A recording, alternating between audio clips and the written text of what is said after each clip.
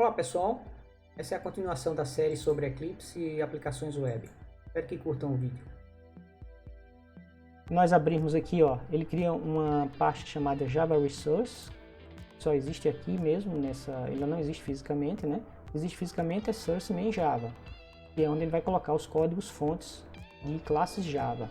Source Main Resource, que ele vai colocar os arquivos de configuração, um arquivo de persistência, por exemplo, para a API de JPA, ele seria colocado aqui dentro.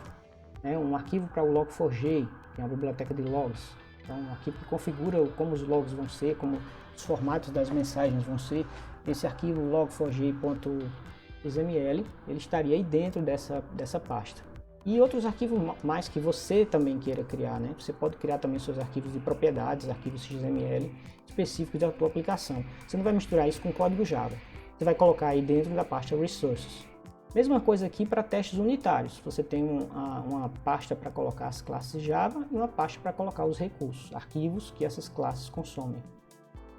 Aqui dentro ainda da pasta Source, não é visto aqui porque isso aqui é tudo código Java, né? O que você põe aqui ou são recursos consumidos pelas classes Java ou classes Java. Mas a base da aplicação web, ela está aqui dentro da pasta Source, que é esse mesmo Source daqui, agora só visto em forma de diretório, né? Web app, tá? Essa pasta daqui é a raiz da tua aplicação web, ela vai se transformar na raiz da tua aplicação web. Quando esse projeto se transformar numa aplicação web, a raiz de tudo vai ser essa pasta daqui, certo? Mais na frente a gente volta a explicar isso aí com calma. Então a gente já vê que o projeto foi criado e já está com defeito, né? Já tem um X vermelho ali. Uma sugestão que eu dou para você acompanhar esses problemas é clicando nessa lupinha aqui no canto direito e digitando Problems. Problems é uma view do Eclipse que mostra que tipos de problemas são esses que aparecem aqui no projeto, né? A gente está vendo aqui que esse problema provavelmente é aqui no POM, mas também tem problemas aqui na pasta de recursos Java, embora a gente não tenha nenhuma classe ainda, já está dando um erro aqui, certo? Isso é problema do plugin Maven para Eclipse, já que ele não configura corretamente o projeto para o Eclipse. Então a gente vai precisar fazer isso, certo? Então, se a gente abrir aqui a View Problems, ele vai dizer que o arquivo web.xml está faltando, tá? Então o Maven, o plugin do Maven exige que esse arquivo exista. Ele não existe, ele fica aqui dentro da pasta web app sob a pasta webinf. Então ele não existe, e aí esse é o primeiro erro que ele está acusando no projeto, tá? Esse é o erro que o POM está acusando. Então a gente tem uma forma também de resolver esse problema, ok? Então vamos abrir o arquivo POM primeiro, vamos começar por ele. Vocês estão vendo que ele tem todos os dados digitados lá no Wizard, né? Aqui o Group ID, o Artifact ID e a versão e o empacotamento. Não tem mais nada por enquanto. Mas a gente precisa colocar aqui nesse arquivo as dependências. E também algumas propriedades para reforçar algumas coisas para que o plugin Maven não fique voltando atrás a versão do compilador, por exemplo, para 1.5. Eu já tenho algumas dessas coisas aqui prontas para a gente não digitar do zero. Tá aqui. Para esse projeto nós vamos precisar apenas dessas propriedades e dessas dependências do Maven.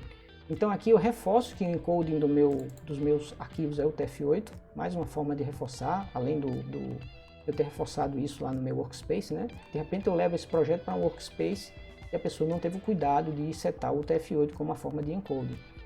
Então eu tenho tanto o código fonte quanto o código de saída, né? Todos eles vão ser codificados em UTF-8.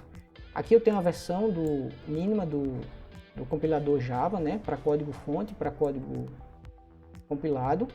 E eu estou dizendo também que, marcando essa opção aqui, de que essa falha não deve ser considerada, a falta do arquivo web.xml não deve ser considerada uma falha por conta do Eclipse, tá?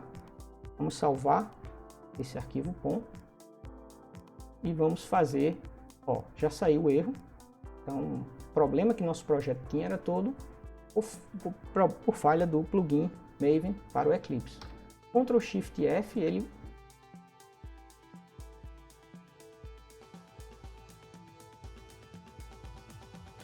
aqui uma coisa como se ele estivesse falhando aqui em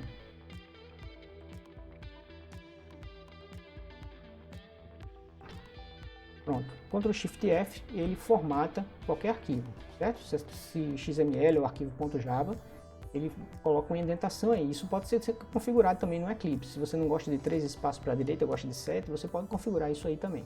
Mas isso aí foge do escopo do nosso curso. Dá uma pesquisada aí na web que você encontra. Bom, outra coisa também que a gente precisa configurar no nosso projeto é dizer para o Eclipse que esse é um projeto web. Por incrível que pareça, o plugin do Maven não faz isso. Ele é meio egoísta, faz para ele, mas não faz para o Eclipse, né? E o Eclipse precisa saber que isso é um projeto web. Então como é que a gente faz? Opa, vamos lá, passo a passo. Clica com o botão direito em cima do projeto e seleciona propriedades, a última opção do menu, ou Alt e Enter. Então aqui nessas propriedades do projeto, a gente vai em Project Facets, as facetas do projeto. Então, ó, vejam o que foi que o plugin do Maven para Eclipse fez. Ele define a versão do Java como sendo a versão 1.5. Isso está errado. A versão do Java, como nós já vimos e reforçamos no arquivo pom.xml, é 1.8.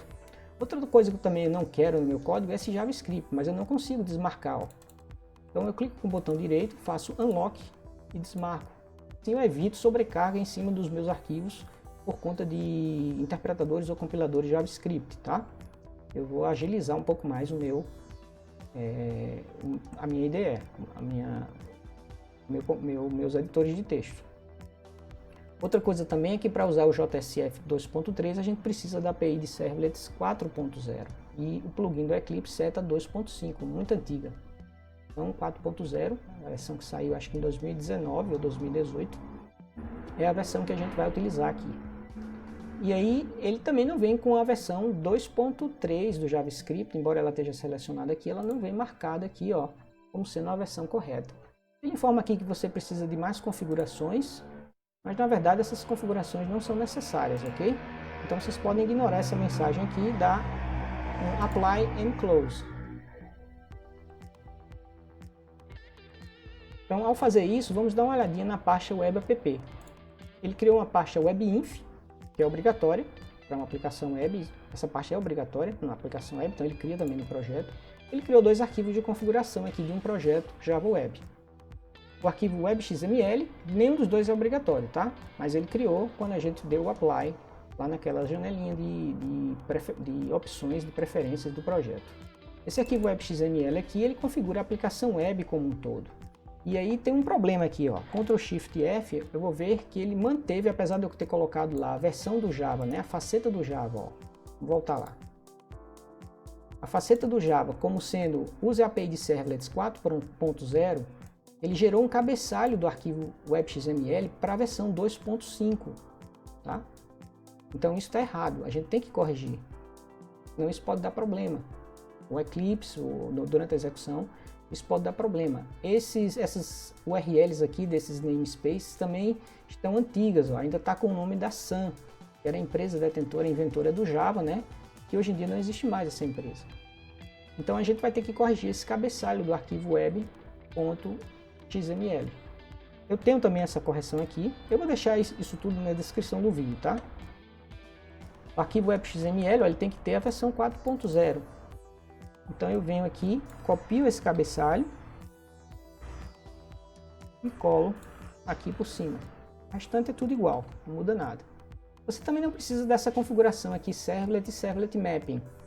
Isso era uma coisa que era exigido nas primeiras versões do Java Server Face, mas com a evolução da tecnologia, muita coisa deixou de ser configurada e passou a ser usados alguns defaults, alguns valores defaults, né? Padronização sobre configuração, alguma coisa assim, tem um termozinho, não é padronização não, eu esqueci agora, se eu me lembrar daqui para o final do vídeo eu falo. Mas você não precisa configurar, ele vai assumir algumas coisas como default, né? E em vez de você ter que configurar no braço manualmente, certo? Vamos salvar aqui a WebXML. Vamos abrir aqui o arquivo facesconfig só para vocês darem uma olhada. O arquivo facesconfig ele é bem mais estruturado. Você pode aqui, ó, navegar em várias abas para definir algumas coisas do Java Server Face, né, que a gente vai ver ao longo do curso. Mas basicamente ele está vazio, ó, e vai permanecer assim a grande parte do tempo, tá? A grande parte do tempo a gente não vai usar o arquivo facesconfig. tem uma coisa que a gente usa sim no arquivo web XML que eu acabei de lembrar. Deixa eu voltar aqui para ver se eu tenho isso aqui em algum lugar.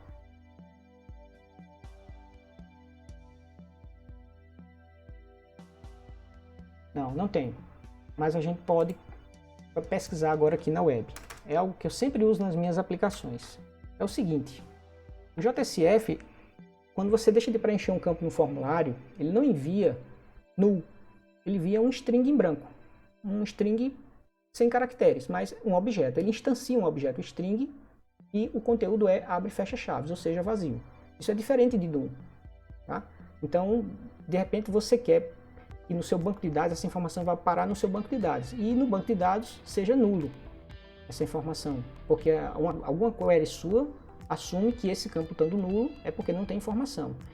Ao invés disso, ele vai gravar um string em branco, tá? Vai gravar um varchar, por exemplo, no Oracle em branco. Isso é diferente de nulo, então a tua query vai falhar, porque não está nulo. Tá? Você faz uma query and tal campo is null. Então esse teste is null vai falhar porque não está nulo lá. Tem informação, branco, vazio é informação.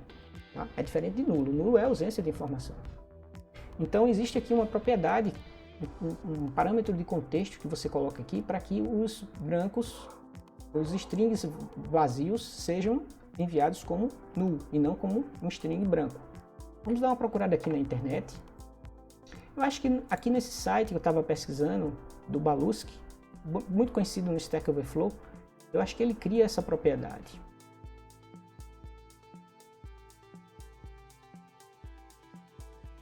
Sim, sabia que eu tinha visto isso em algum canto. Está aqui.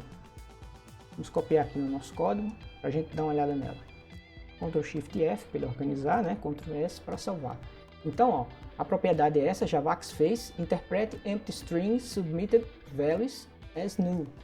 Então você coloca true aqui para que ele interprete campos de string em branco como sendo null, não o string em branco, tá? String vazio. Ok?